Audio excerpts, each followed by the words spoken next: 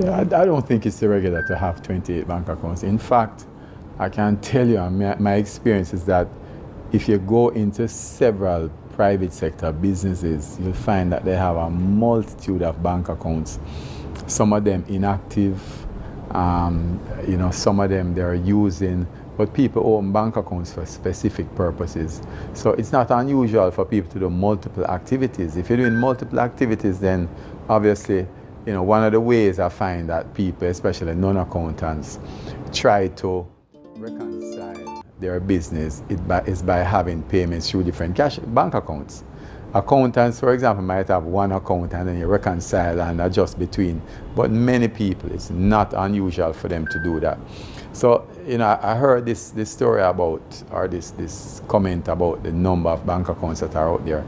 And the truth is that I think it's really detracting from what the real substance of the argument should be, which is, what is it that is going through the bank accounts and how much money is in there. Because if I have 28 bank accounts, for example, and I could have $2 million between them. Someone could have two bank accounts and have $500 million between two bank accounts, and that is a greater problem than my 28. So I don't think that the number of bank accounts is something that we really should focus on, because it really has no substance behind it. In fact, there are sometimes also when you go and do specific transactions with certain institutions, and they themselves will mandate that you open separate accounts.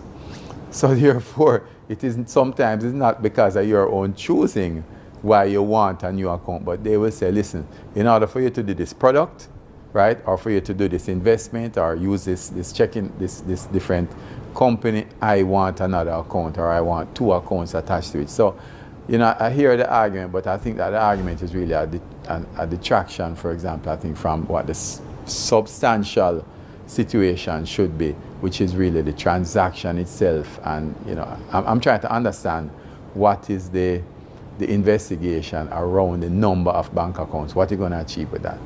Hello, JPU family. Welcome to another episode of Jamaica Politics Uncovered. How are you guys doing? I hope you all are well. It's been a while since I've done a video upload. Sorry about that.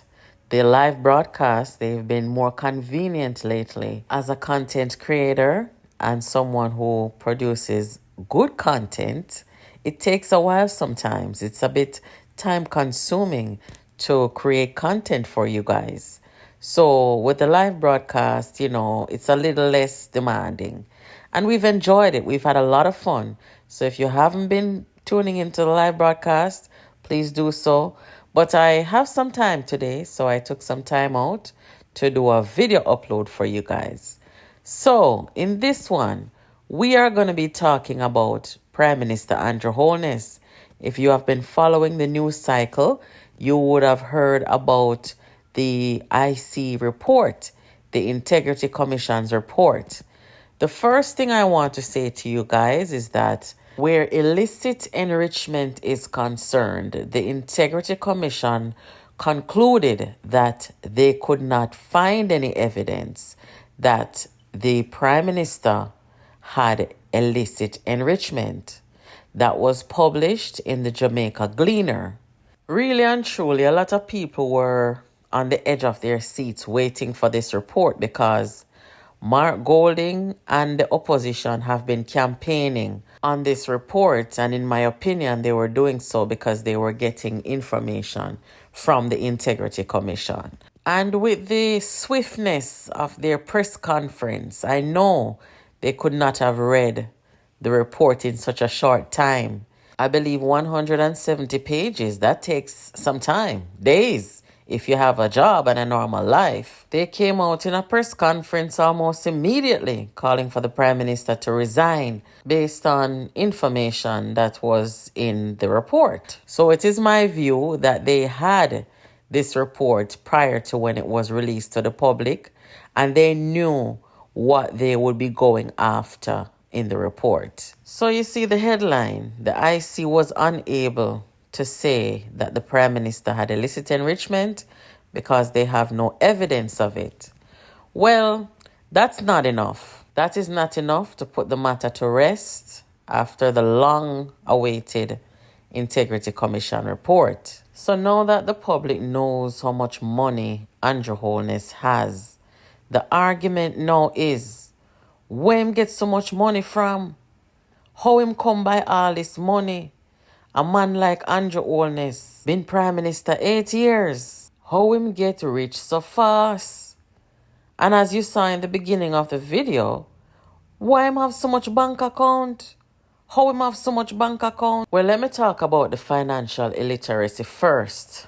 See, in the black community, we're not really taught financial literacy and how to make money and how to be smart with our money. Nobody taught us about the stock market, bonds, investments, taking financial risks, businesses, all these aspects of financial education.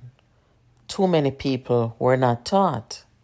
So when they see a man like Andrew Holness from Spanish Town, who did not have a big inheritance, whose parents didn't come from wealth, him come now worth how much millions of dollars, moving around millions of dollars.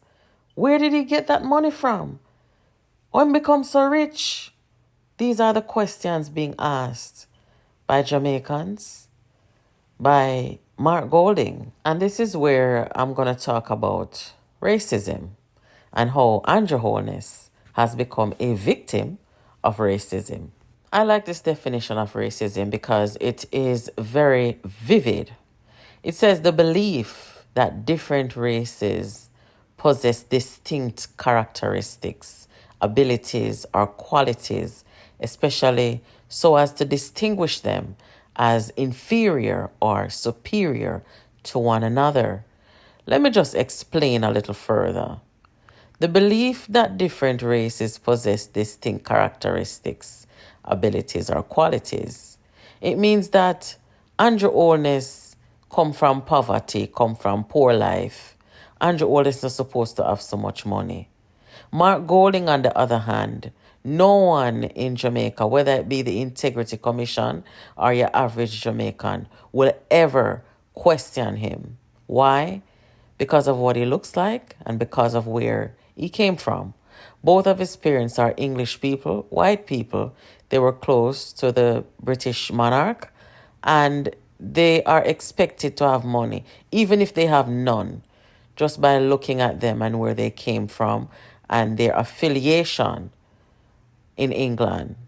They are expected to not be questioned about what they have. So you see, Andrew Holness is supposed to be inferior.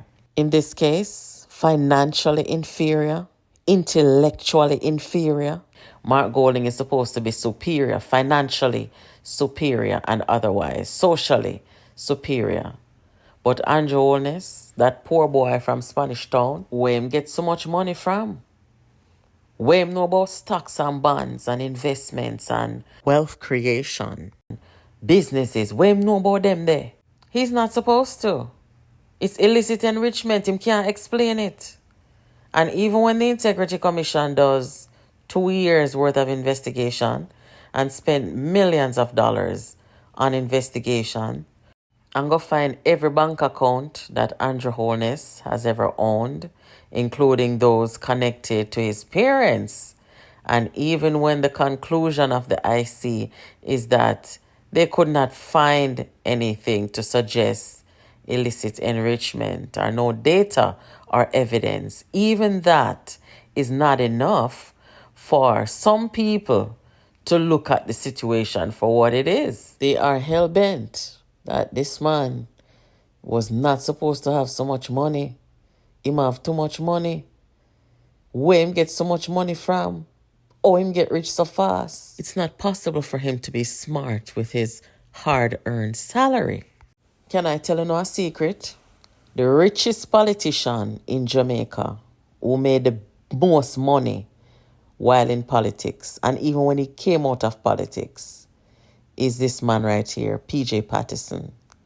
And under his regime. Other politicians did the same. I'm talking about Omar Davis. I'm talking about Mark Golding and Peter Bunting.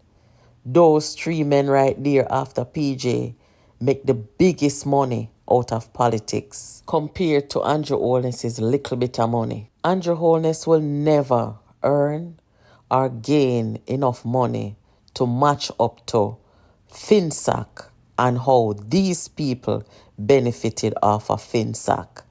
Andrew Holness doesn't have enough life left to live to gain enough money, properties, and everything else to match up to what happened with FinSac.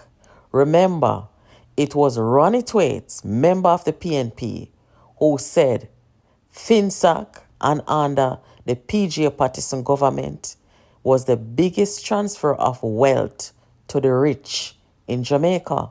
Just for the record, I am not against governments, politicians, prime ministers being looked into in terms of integrity. I am all for it. What I am happy about, where this report is concerned, is that there's no report of Andrew Holness thieving from taxpayers or benefiting illegally or illicitly off of the tax-paying Jamaican people. I am happy about that. That's good enough for me. If Andrew Holness can be investigated for illicit enrichment, why isn't Mark Golding being investigated for the same? What about his money offshore? What about his companies offshore?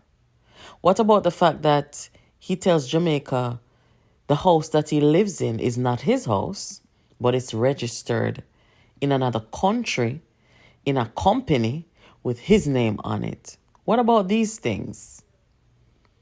It's that racism that Mark Golding is not affected by. Only Andrew Holness is being affected because he's supposed to be inferior and Mark Golding superior. And you can see the mindset of the Integrity Commission, because they won't ask the questions of Mark Golding that they're asking of Andrew Holness. And they won't dig into Mark Golding's finances going back 8 and 10 and 20 years. They won't dare do that because they're afraid of what Englishman Mark Golding will do to them. What will be the consequences for violating his privacy? Because that's how it would be viewed, his privacy. But Andrew Holness, no privacy for him. He's supposed to be investigated. Where did he get all that money from? How did he get all that money?